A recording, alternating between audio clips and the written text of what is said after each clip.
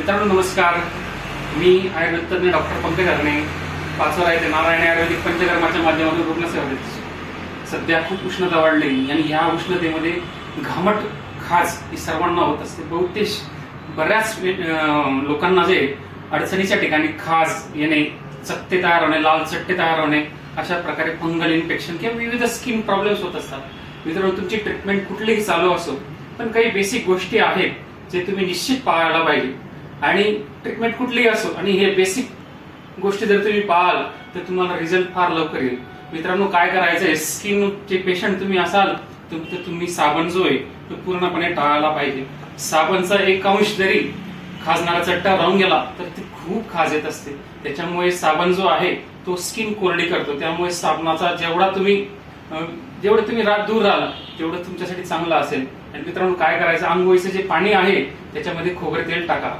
खोबरे तेल हे स्किन साठी खूप गुणकारी आहे आणि खास करून खाज येणाऱ्या पेशंटसाठी तर ते खूपच गुणकारी आहे. त्याच्यामुळे नियमित आंघोळीच्या पाण्यामध्ये खोबरे तेल टाकायला पाहिजे.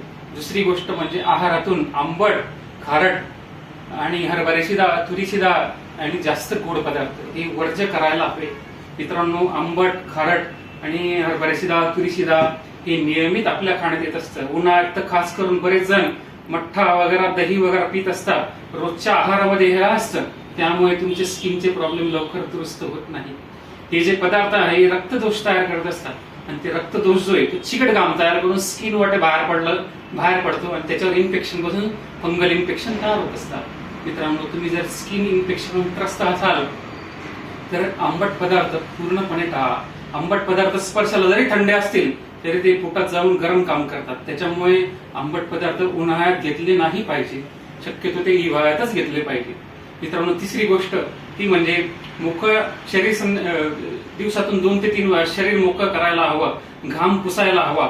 बरेच जण काय करतात, सकाळी जो पेहराव घातलेला असतो तो संध्याकाळी उतरतो. अशा वेळेस घाम पुसला जात नाही, घाम स्किनवर राहतो आणि त्याच्यामुळे जास्त खाज येत असते. मित्रांनो, तिसरी गोष्ट ती अतिशय महत्वाची, मी सांगितली पथ्य तर ते आहेतच, पण शिवाय दुसरी गोष्ट म्हणजे की आहारामध्ये जे आहे तुम्ही आंबट आणि बाकीचे पदार्थ जे असतील ते खरंच टाळायला हवे. याने स्किन प्रॉब्लेम लवकरात लवकर दुरुस्त व्हायला मदत होईल. नाहीतर काय असतं, जोपर्यंत आपण मेडिसिन घेतो तोपर्यंतच रिझल्ट मिळतात आणि जसे मेडिसिन आपले सुटतात तसे 8-10 दिवसांनी परत स्किन प्रॉब्लेम तयार होतात. कारण आपण ज्या चुका करत असतो ते आपल्याला कोणीही समजून सांगत नाही, ते आपल्या नित्य सेवनात किंवा व्यवहारात येत असतात. मित्रांनो, ह्या जरी गोष्टी पाळाल तरी स्किन प्रॉब्लेम जो आहे तुमचा बऱ्या अंशी निघून गेलेला असेल. मित्रांनो, ही माहिती तुम्हाला कशी वाटली या आम्ही कमेंटमध्ये निश्चित एकदा कळवा. तसेच आमच्या युट्यूब चॅनलला सबस्क्राईब करा, लाईक करा आणि आमचं नवीन युट्यूब चॅनलला निश्चित सपोर्ट करा. धन्यवाद.